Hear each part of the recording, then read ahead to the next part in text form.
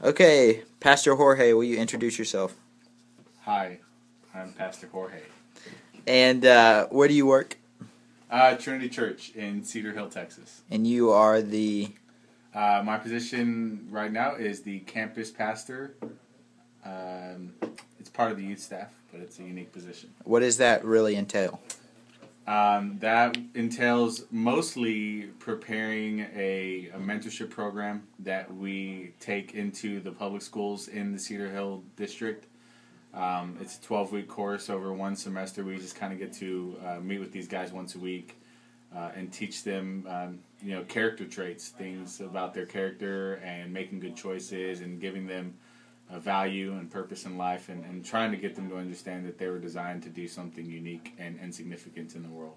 Cool. How did you get put in a leadership position over this? Before that, prior to that, I was serving as the assistant high school pastor for the youth ministries, and just out of that opportunity, when this opportunity was given to us to go into the public schools, our pastor approached me and asked me if I had any interest in doing it, and I certainly jumped on the opportunity. Have you come into any obstacles during being in leadership in this position? It was difficult. It was a difficult process to begin with, going into that environment, into the public schools. Honestly, just hadn't ever dealt with an unchurched group before, and so that was the thing. Realizing that I couldn't take the same approach that I did with all my church kids right out of the gate, that I needed to come at it from a different angle. And then also, of course, being used to always talking about God and now not being able to, had to adjust, how do I teach these traits, what I believe is right, without bringing God into the picture so obviously. What's your biggest struggle as far as the people who work under you? What's the biggest struggle as far as leading those people in the arena that you weren't familiar with before you came into it? If I'm understanding the question correctly, the biggest struggle that I've had is because we are primarily volunteer-based. Almost everyone that we need to get, they have to commit a full day a week, but they don't get paid for it. They usually have to take time off of work or something. And so finding, the right group of people that are willing to sacrifice an entire day of income and of their time to go into the schools and do this, it's a difficult thing recruiting those guys, but so far we've been successful. We got about 20 to 25 volunteers at this point. So.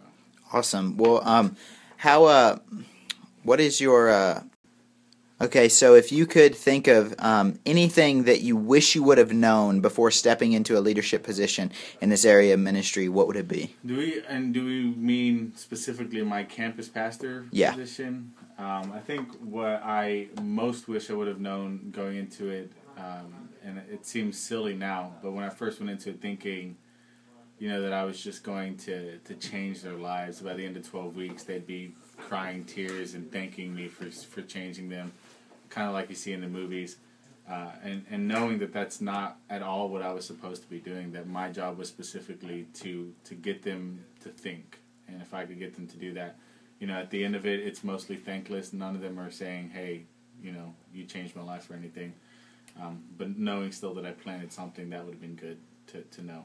Absolutely. What's your favorite part about being a part of this ministry? It's been really incredible, I guess, going out of my comfort zone, making relationship with people that, for the most part, I really have nothing in common with. I mean, I'm not young anymore, but at least with the youth group, there was still that church, that God factor that we had in common, and I had to find different areas to relate to kids here. And it's ended up being incredible. It's challenged me for a while, but now I've really grown from it, and I've gotten a lot better at making relationships with kids that I never would have thought I had something in common with. Do you find that in the public schools they don't respect you as much when you say that you're a pastor, or do you find that they give a certain level of respect when you do say it? It was weird. I thought that they would immediately, kind of roll their eyes when I told them that I was a pastor. For the most part, it's actually, I feel like, made them a little bit more willing to open up to me about things. I guess it does help that, made it very clear that there was going to be no judgment passed on them, regardless of what they felt or said. But so they feel, I think, a lot more open to having conversations once they find out that I'm a pastor. Awesome. Well, thank you, Pastor Jorge, for your time. Marty, would you introduce yourself? My name's Marty Hines. And she was a teacher. And would you just tell me, as far as leadership in the classroom goes, what did it take to get to be a teacher? What were the steps you had to take? To qualify to be a teacher? Yes. You had to go to school. You had to do student teaching. And mainly come to work prepared. Kids are... they can read you really well. They know if you're really shooting straight or if you're bluffing with them. Yeah, absolutely. Okay, what were some of the toughest challenges you faced in the classroom as far as leadership goes, as leading the classroom? Discipline. Yeah. With no discipline, no teaching. What kind of students did you have at the school that you were teaching at? My first 2 years I taught in an all-black school. Can I say that? Uh-huh. And we had it was kind of a cultural shock for me. We had to learn each other and different words, different lingos. Fell in love with the kids, but it took a while. And what I learned was you make no idle threats. You follow through on every little promise, Absolutely. whether it's good or bad. Absolutely. What were some of the biggest struggles as far as that cultural influence goes? To me, and I don't know if this sounds right, but it was stealing. These kids were taught to steal. Uh-huh. They were taught to hit. Yeah. And to try to break that down into we didn't need to steal, we didn't need to hit, and learn different ways to solve problems. Absolutely. And so we could get on the same page. Sure. What's one of the things that you wish you would have known before you would have gone into teaching? I wish I would have known about follow-through. You can say all these cute little rules and all these different little plans, but until you follow through, that's all it is. It's just words.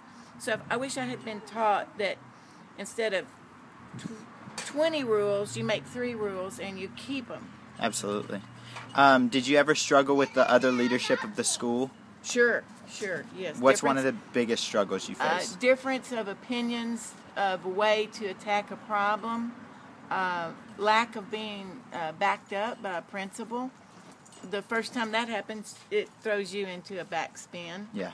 And then you learn, you take that abuse or that situation and you start forming who your teacher personality is. Absolutely. And you learn how to get your way without causing another problem. And it's called, we're going to agree to disagree, and we're going to come up with a third solution. Absolutely. Did you find that you were a natural-born leader before the position, or is that something you had to gain inside the classroom? I was always a leader in sports. Always took leadership in sports. In the classroom, I was a natural teacher. I loved to turn the light on for somebody else. Sure. The leadership didn't come until the respect came. Once I got their respect and they realized that I was out for their good, then it kind of fell into place. Absolutely. What was your favorite part about being a leader in the classroom? Getting to reward them. Yeah. We did a lot of neat things. And once again, my words had to come through. Every 6 weeks, if they did good, we went roller skating. Yeah. And it wasn't easy, but many great memories of the fun times. That's cool. And that was just building trust. Absolutely. Just building trust. They knew that if I said something, they could count on me. Absolutely. How did your faith influence your leadership style inside the classroom? Oh, just every day teaching them about Jesus and His ways. And they taught me, too. They taught me. That's cool. They came from some strong faith backgrounds. And it was, some days, my faith had to make me show up for work. But I just saw God work And some days we didn't get the lesson plan done, but we learned a lot. That's awesome. Yeah. That's great. Well, thank you so much for letting me interview you. It's been awesome. My pleasure. Thank you. Okay. This is Pastor Karen Schatzline. She is